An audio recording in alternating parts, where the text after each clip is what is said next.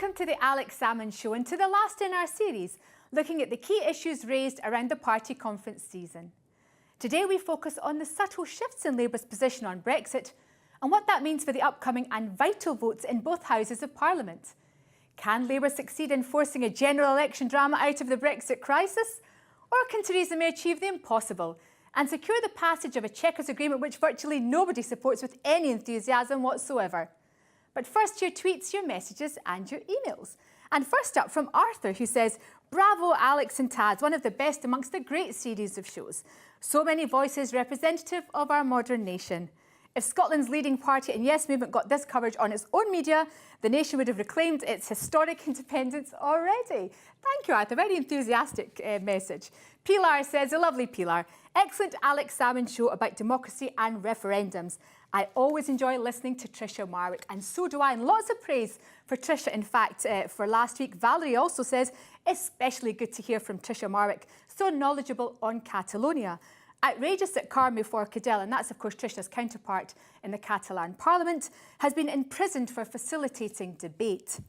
Margaret says, reacting to Alex Neil's comments, "Absolutely in relation to using our own currency."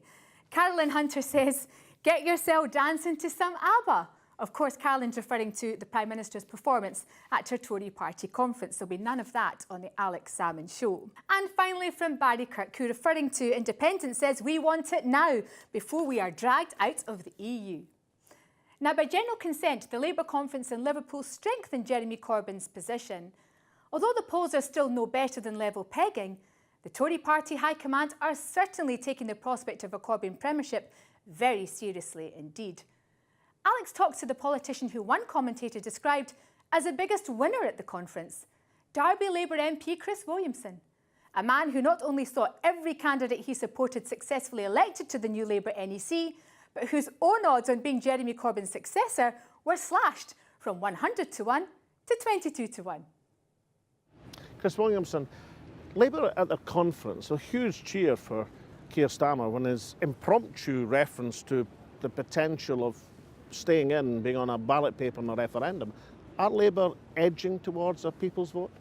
Now, our preference when we're talking about a people's vote would obviously to have a general election. That's what we would like to see, rather than this notion of a second referendum. Because the problem is, where do you stop with that? And my real fear as well, of course, is that it would embolden the far right. We've seen the rise of the far right across Europe, but also in this country. I never thought I'd see the day again where we'd have thousands of fascists marching on the street, but earlier this year we saw that with the support that Tommy Robinson achieved, and he's got over 1 million followers on social media as well. And I just think that the likes of Tommy Robinson, the extreme right in the Conservative Party, would be strengthened by a second referendum. It would be misrepresented. And I also think, just from anecdotal evidence and indeed from some of the polling, that the second referendum would be lost as well. So it'd be a kind of a pointless thing to do, and it'd be an absolute Pyrrhic victory if they were to secure one through the House of Parliament if we ended up losing the second referendum. And then what would they be saying? Would we want a third referendum? But there's a lot of polling evidence in the same polls which indicate that, at least among Labour members, there's pretty overwhelming support for a people's vote. Now, you're a great Labour member's person. That's what you've argued for all your political life.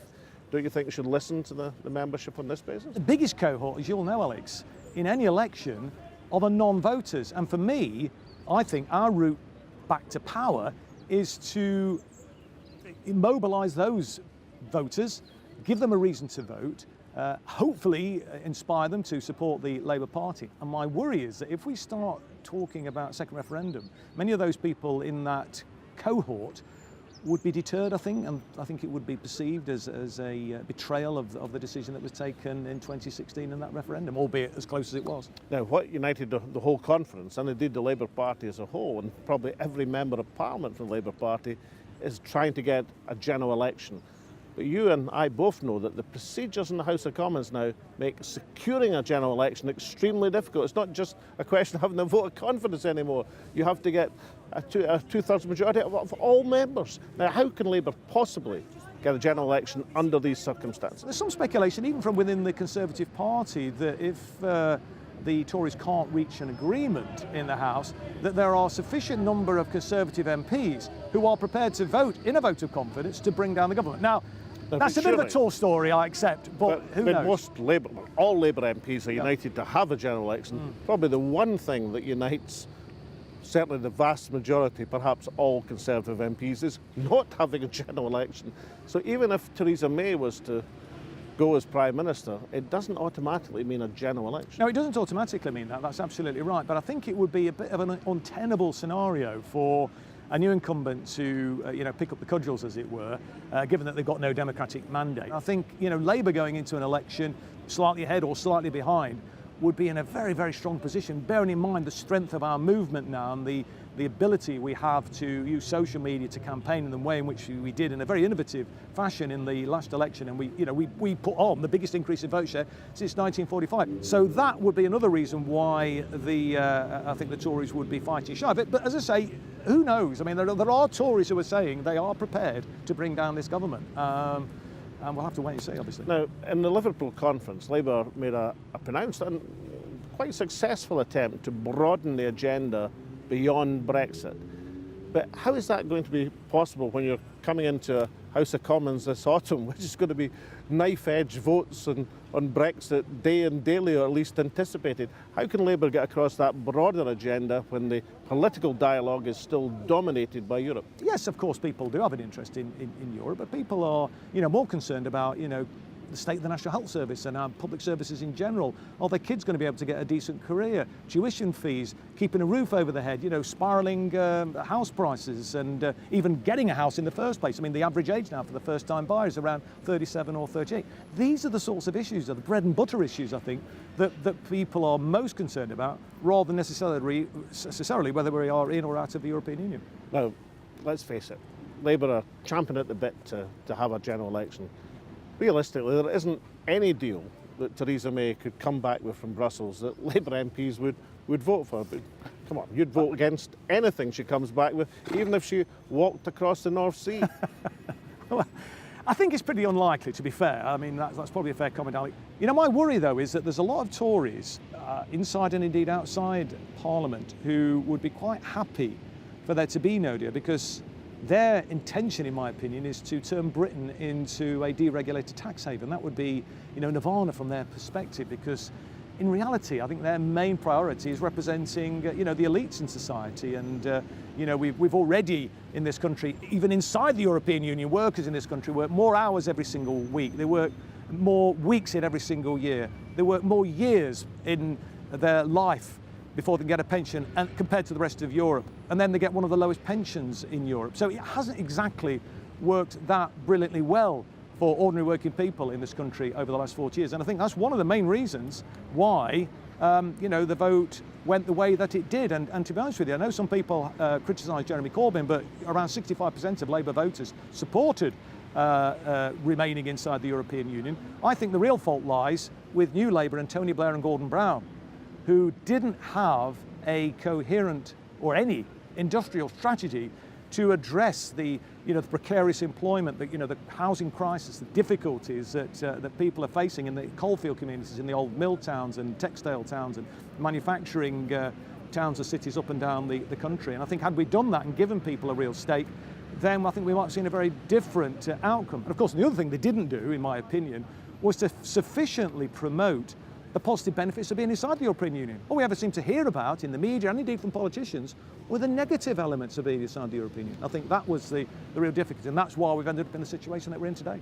And finally, Chris Williamson, for odds checkers like myself who keep a close eye on political betting, another phenomenon of the Liverpool conference, your odds on being the next Labour leader went from 100 to 1 to 22 to 1. If called, would you say? Don't bet. I wish, though, I've been talking about betting, I'd put a few bob on Jeremy Corbyn when he was 200 to 1 for the becoming the next leader of the Labour Party. Look, Jeremy's going to go on for a very, very long time. He's a vegetarian bordering on a vegan. I've been a vegan for 42 years. So, look, Jeremy's going to be the leader for the next probably decade. So that might be the time to start talking about who's going to be the next leader. And by that time, I'll be 72, for goodness sake. So there we are. Chris Williamson, thank you very much. Thanks a lot. The most surprising standing ovation of the conference season was provoked by an unscripted remark of Labour Brexit spokesperson Sir Keir Starmer, who said that an in-out vote on Europe should not be excluded from any referendum. Hardly a resounding declaration of Liverpool, but enough to send delegates to their feet and some real encouragement for the campaign for the so-called People's Vote. This was followed by a full-scale SNP conversion, with a commitment from First Minister Nicola Sturgeon that the SNP would back it in a Commons vote. With the Liberals already in the bag, Alex asked Mike Galsworthy of NHS Against Brexit how much heart they'd taken from the party's conference moves towards a People's Vote. Mike Galsworthy, welcome to the Alex Salmond Show. Now, you're director of NHS Against Brexit, but also of Scientists for the EU. Are there particular issues in the scientific community and the health community which have mobilised you against Brexit? Absolutely. 90% of UK scientists were for Remain. And the reason is very clear. We're internationalists, and the EU has been our team. And the money that we co-invest with the other EU countries, as well as the policies and regulations, have all allowed us extra value for money than we get just through domestic investment.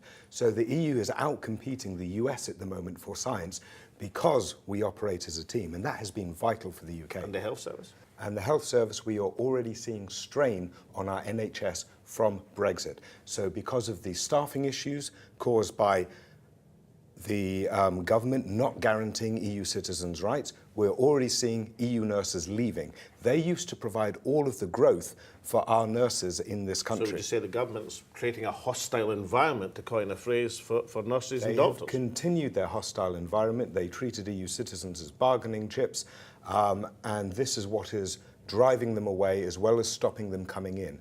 And then there is the fall in pound, which also strains on our NHS to the tune of about £1 billion a year in terms of extra costs on the NHS for purchase of equipment abroad or for compensating UK citizens getting healthcare abroad. And then now they have to prepare for a no-deal Brexit. Hospitals up and down the country thinking about how they stockpile medicines, thinking about what they're going to have to do if the whole system is disrupted. Now, you're part of the People's Vote campaign, calling for another vote, Yes. a vote on the detail of whatever Theresa May comes up with. Correct, yes. How encouraged were you by the conference season, both the Labour conference and then the SNP conference? Very encouraged, actually. So what you saw at Labour conference this year is something very different from last year. This year, you saw those bollocks to Brexit stickers everywhere. You saw a lot of speeches directly against Brexit right throughout the conference. You also saw well over 150 motions from local Labour parties, CLPs, come into conference demanding this people vote. A lot of them with saying an option to remain must be in there. And then this all came to a head. It was like a dam breaking, with some of the Labour leadership trying to resist it, being called out on it and then rolling back. And it really came to head with that Keir Starmer speech, where he decided to go off script and insert those extra words, which is no one is ruling out an option to remain. And that really set things alight, and that was the key moment from the whole conference. So from the conference season, you could argue that Labour are edging towards the People's Vote. The SNP now seem to be on board. You've got the Liberals already. But what are the mechanics of actually securing a parliamentary vote on a second referendum? And indeed, do you have the numbers if you manage to get the vote? Right, so the key thing is that the People's Vote is like a backstop. It's like, if everything goes to the wall, if it's a mess, then what do you do? So the path to a People's Vote is give Theresa May a fair chance to go negotiate a deal and bring that deal back. If she brings back a deal that is as rubbish as it looks now, then Parliament's not going to pass it, and the public also don't want it. Or if she can't get a deal, well, that can only go on for so long. And so at some point you say, actually, this isn't producing the goods, what do we do now? And then you've essentially got two things that you can do. And both of those will get an extension from the Commission. One is, let's have a general election and 2 new manifestos that spell out how they want to clear up the mess. And another one is, no, let's not do the general election. Let's specifically focus on this issue about Brexit. Do we want to go ahead with the deal that Parliament have just rejected or something like it? Do we want to crash out, or do we want to drop the whole thing because, given what we've learned over all this time, it's actually not as productive as we once thought? Mike, in a word, do you have the numbers? Yes, I think we do. I think when we get to that stage, we do. Well, I don't know if I can give you the People's Vote, but I certainly can present you with the Alex Salmond Quake for appearing in the show. Brilliant. Goldsworthy, thank you very Thanks much very indeed. much. Thank you. Cheers. You know the drill, incidentally. Whiskey in the quaff, all antiseptic, of course, and only Scotch. Brilliant. Irish whiskey? No, only Scotch. Cheers. Join us in a few minutes for a closer look at the lineup for vital votes in both Houses of Parliament this autumn. Can the Prime Minister pull off an unlikely Brexit triumph, or will the fact that there's no enthusiasm for her Chequers proposal finally prove her undoing? Welcome back. It looks as if things are finally looking up for the beleaguered Prime Minister. 2 weeks ago, her Chequers compromise looked like a dead duck. Now, the top European officials are offering warm words, where previously they were pouring cold water. However, critics within and without her party suggest that actually the only reason that Chequers might now be acceptable to Brussels is that it is terrible for Britain. When it comes to a showdown in the Commons, 3 groups of people could prove vital. First, there is that small group of Labour MPs to whom finally securing Brexit might just be a higher priority than toppling the Prime Minister. Secondly, the DUP, on whose favours the government's survival depends, and who have warned that their lines on Brexit are coloured in blood red. Finally, the SNP have moved into the equation with a conference declaration that they will undoubtedly vote for a second Europol or People's Vote. Alex speaks to Labour MP Kate Hoey, currently touring the country with Nigel Farage and David Davis to keep the true Brexit flame burning, then to leading Democrat Unionist Sammy Wilson MP, and finally to the SNP MP Lisa Cameron. Kate Hoey, coming out of the Labour conference in Liverpool, there was a bit of discussion that Labour could be edging towards supporting a People's Vote. Keir Starmer's impromptu standing ovation. Now, do you think Labour are moving towards a People's Vote? Labour members and Labour supporters, or people who voted Labour, they don't want a second vote. You know, it is really, I think, a very, very destructive move that is going to be quite a sharp attack on democracy. If, having told people this is a one-off vote, this matters, we're going to do what you decide, if we now decide to have another vote.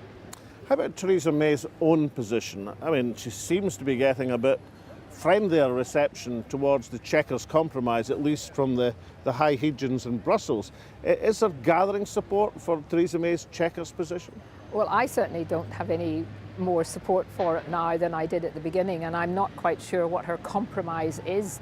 And I think that's part of the whole mystique of this whole Brexit debate on both sides, both Labour and the Conservatives, that there is so much fudging going on with an attempt to try and appeal to different sides that actually we've no idea really where we are in terms of what the European Union are even thinking of accepting.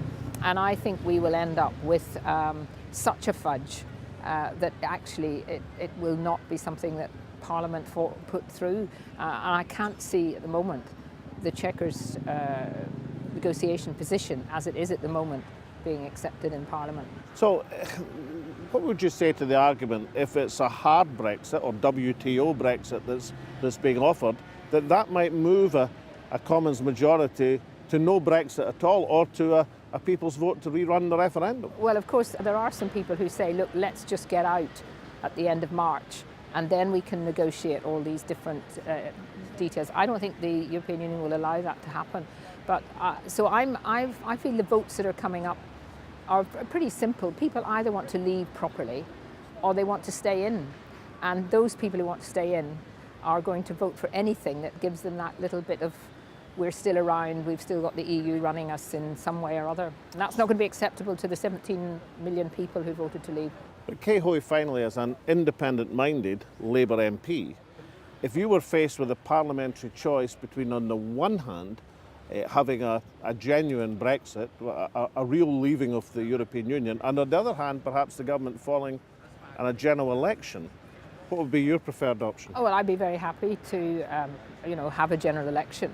But I think the country probably doesn't want a general election, and the country won't really be, people in the country who voted leave will not look very kindly on people who threw away this wonderful opportunity to finally get, after 40 years, out of this anti-liberal, anti-democratic, neoliberal organisation. Kate Hoey, thank you very much indeed. Thank you. Sammy Wilson, Arlene Foster, in a memorable phrase, said the DUP have some blood red lines on Brexit. What are they? Well, the main line, and we have spelt this out from the very start of this process, is that the United Kingdom as a whole voted to leave the EU, and the United Kingdom as a whole will leave the EU. And if there are any attempts to leave Northern Ireland languishing in the stifling embrace of Brussels, then we will not be voting for any deal which consists of an arrangement such as that. But what would you say to those who say, look, the DUP eventually are going to have to choose between some sort of border between Northern Ireland and the Irish Republic, or some sort of border across the Irish Sea? The Prime Minister, I think, dropped the ball at the very start, because she accepted that there was a problem with the Irish border, instead of kicking back and saying there isn't a problem, there doesn't need to be a problem, we can find ways of monitoring trade across the border, collecting taxes if they have to be collected and everything else, but she didn't, and of course that's why we're now at the impasse that we are. Arlene Foster met Monsieur Barnier this week in Brussels. You famously, as the DUP, managed to extract a deal from Downing Street. Is there anything Monsieur Barnier can say to you to do a deal with Brussels? I think the difficulty with Michel Barnier is that Michel Barnier now knows he's got the UK on the run. I mean, he has seen the UK government to be a soft touch, and he will continue to dig his heels in as long as we keep compromising. And you look at many times the government has moved its negotiating position to accommodate the demands of Europe. And it's impossible then to do a deal with someone when you show such weakness.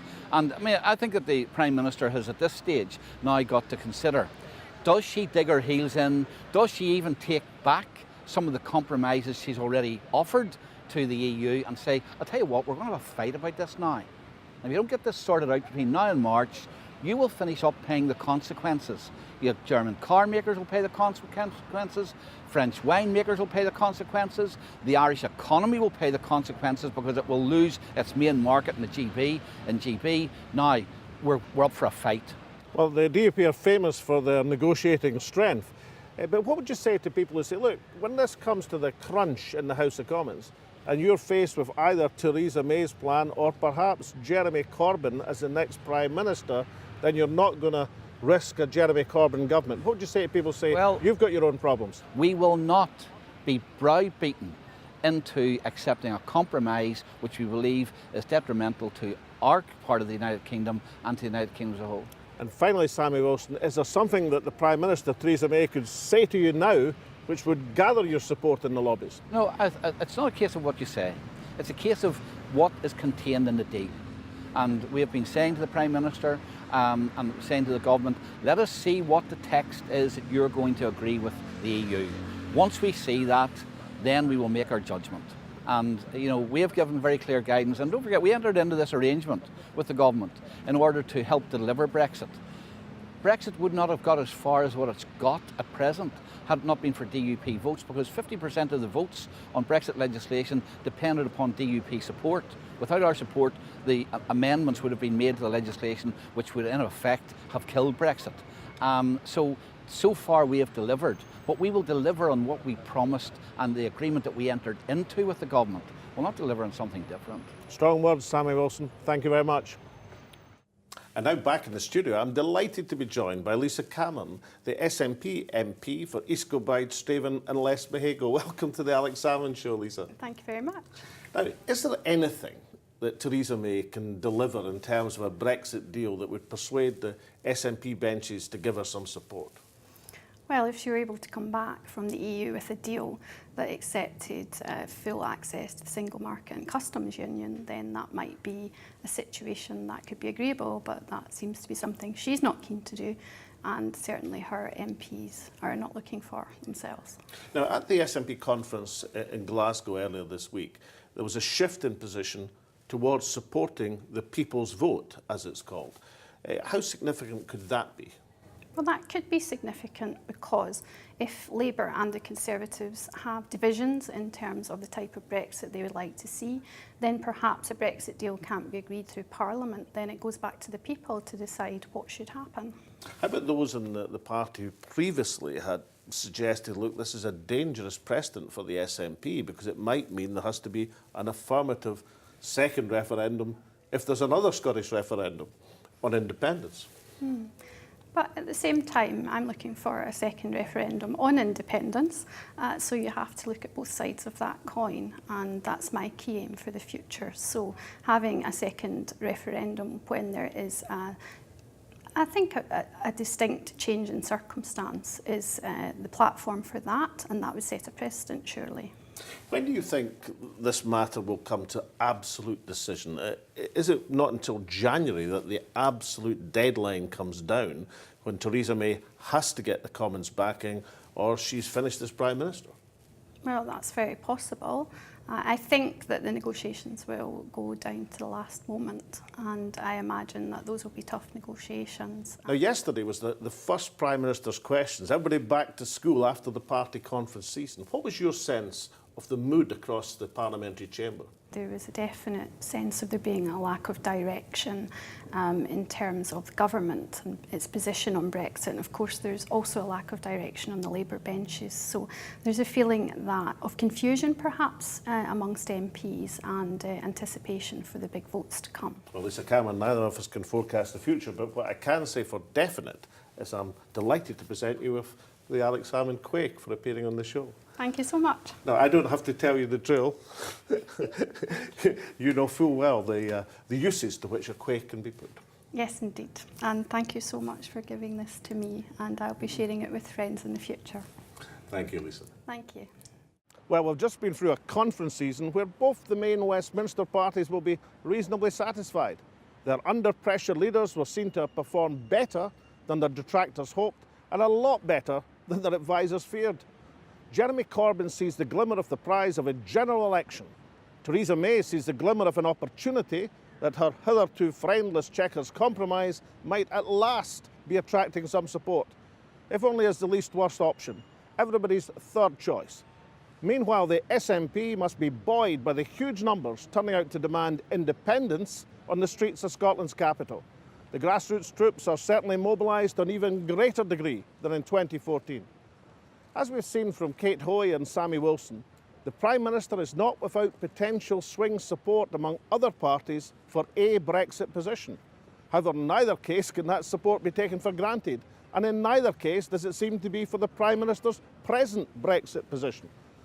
All of which means that this autumn we'll see some knife-edge votes in the House of Commons.